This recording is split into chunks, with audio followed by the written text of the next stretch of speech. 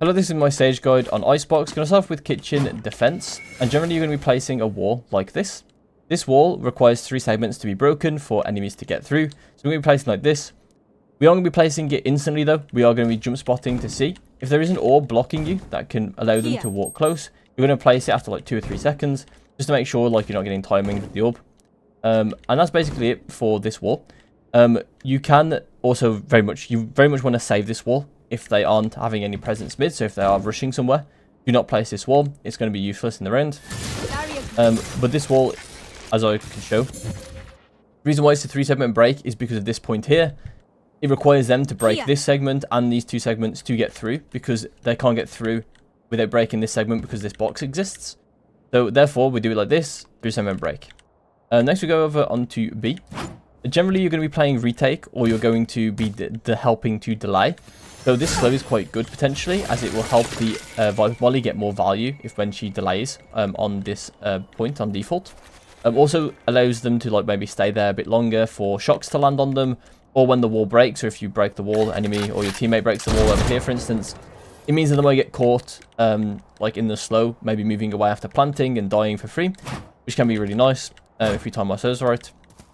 There's also another slow you can do over here. So if you go against this black line and aim at this corner, it just bounces off the container and goes default. It's honestly not that bad. You can probably just free throw it as I've just shown anyway, but you know, it just depends on like positioning basically.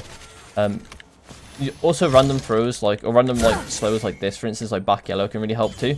Kind of depends on what your Sova and your Viper are doing with their mollies, and shocks, as they tend to be some of the more valuable abilities to combo with. Then you have the wall. So this wall is a pretty common wall, or like a pretty well known wall. It just helps you get kills on like potential planter or like the players in main. It's especially good if they don't have a sage, or if the sage is dead, because it means that you are basically guaranteed to get a fight on someone at least in these areas, and the wall is not going to block you.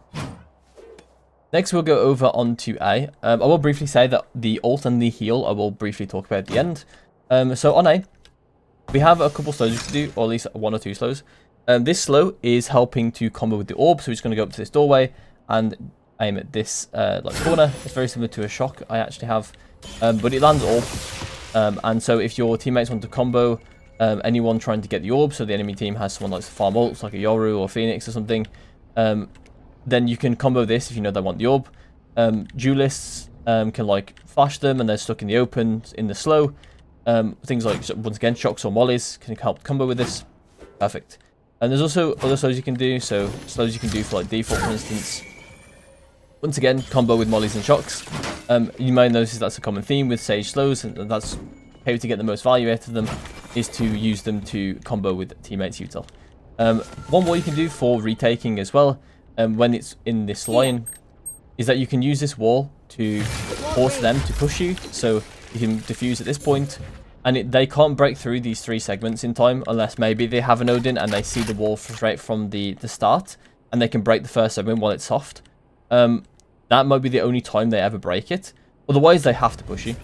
If the bomb is behind it, so they have to be quite fast to push you here. You will get about half by the time they get here. Sometimes if they're particularly slow, you can get the full defuse.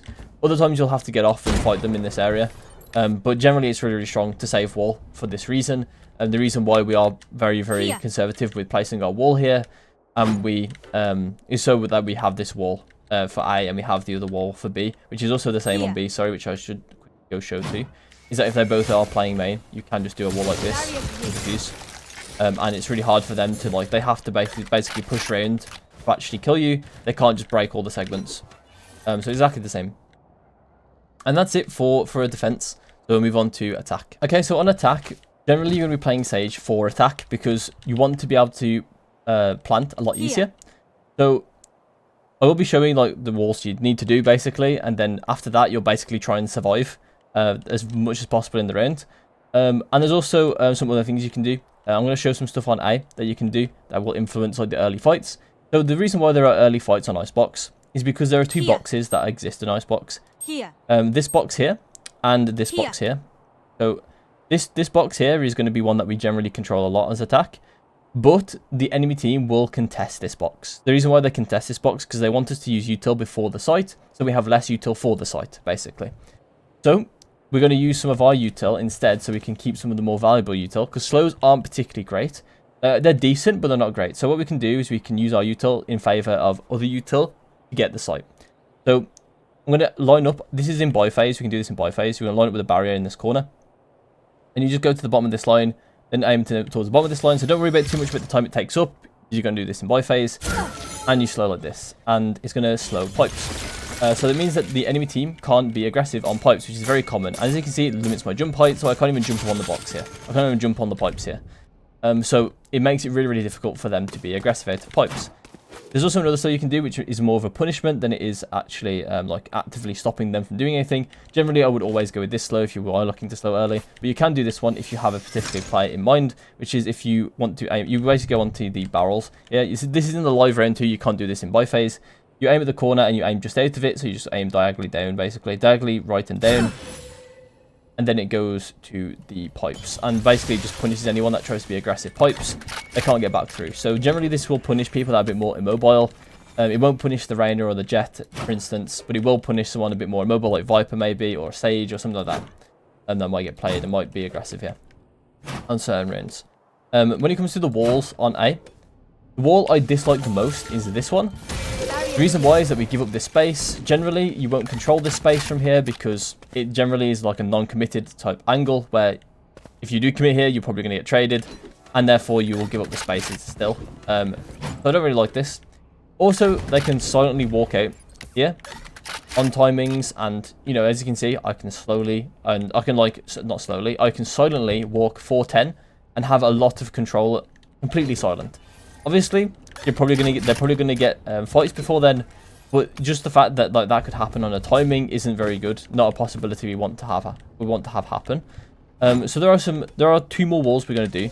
Yeah, one that is more, I think, more recommended for me personally for for ranked play is this one.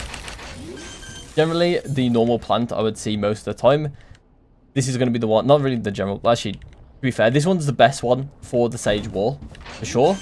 I would recommend this one the most. I don't think it's the one you see the most. The one you see the most probably is this one, to be honest. The reason why that's called default. But this one is the better one, in my opinion.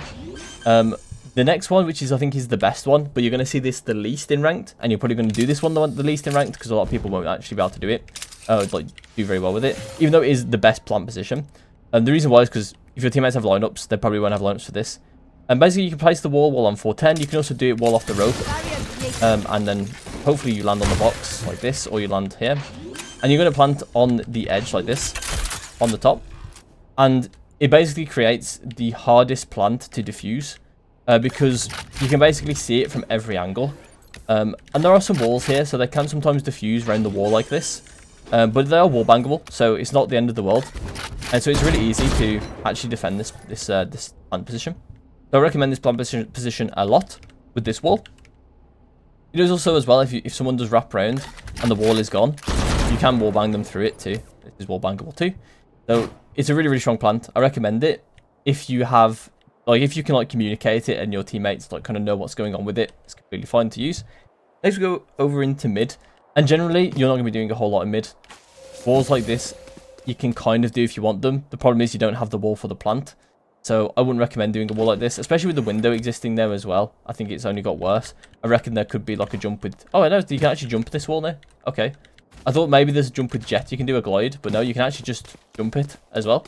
Okay, it's not even that hard either. I did it first try. So yeah, this wall is completely dead. Don't do that wall ever. This wall might actually be fine.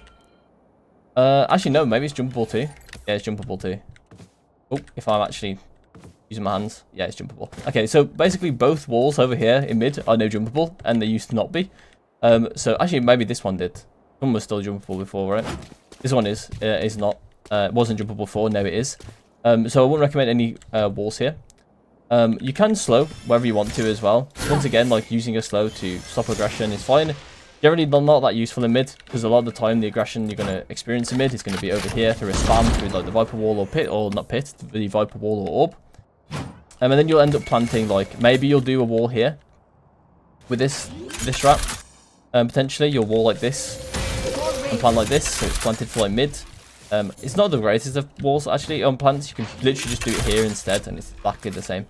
And instead, it's actually more planted for yellow and things. So you're probably going to be looking for a planter in here when you do this type of strat. Then we go over to like B main. B main, once again, don't have any good slows or anything. Generally, you're going to be slowing a lot for yourself on this one. So you're going to be slowing like Snowman. You usually want to get the corridor here so people can't like cross through into sight. At least without making sound or doing it very slowly. And then the other one you want to do is in heaven. Just so people can't peek out and kill you while you're planting. This is especially good if you don't have a wall, because you kind of need this to make sure you're not going to die randomly. If you have bow slows as well, you can slow like this and then plant. Then no one can push you. The only way you'll actually die is if someone pushes up here, which if you have teammates, could be watching this. If you do have the wall, you're going to be walling like this. There is a wall like this too, which is fine. I actually don't mind this wall as much. It does once again have that same problem if I place it, of having like this drop down. Actually, I think it does make sound. It does, but the thing is the rope exists, so I actually have hands. Yeah, they can solid and drop. Thing is, it doesn't really matter because it should be watched for the most part anyway. It's pretty crazy if they do actually solid and drop and no one sees it. And once you place, actually, I placed the wall a bit wrong here. Generally, you do want to have this gap here, so you can place, you can plant there, like this. Obviously, you want to place the wall better than me. You want to just make sure you have that gap. And this gap, because you can use this gap as a way to hide as well and play for your life and time. It's not the greatest, but you can do it. I recommend it a couple rounds, like every couple games, like a round a game or something. And generally, you just want to be once again playing for your life. There's this wall as well. This is a very common wall, one you're going to see majority of the time. And that's kind of it for like how you play Sage on Icebox. The heal itself, I haven't talked about it at all. So the heal, I have a video on when to heal. I'll link it in the description. Basically, it's very situational, so it's not really that great of an ability overall. It has some value, potentially, but it's very situational. And once again, with the ult, immensely situational. It's very hard to get real value out of this. It has some high highs, to be fair, but generally its low lows that you won't be able to use it, which is really, really bad, right? Compared to like some proactive ults that you could have, Sage's ult is really bad. So yeah, that's it. I hope you enjoyed, and I'll see you in my next one.